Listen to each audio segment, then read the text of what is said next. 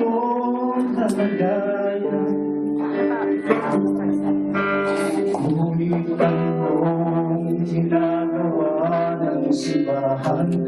Tayo ba'y tumutulong o nag-aapunan? Buhay Kristiyano'y di hallelujah lang. Maging bahagi ka ng pagtulong sa lipunan. Manalangin ay tama rin naman, lalo na may ikaw at di lang sasabihin.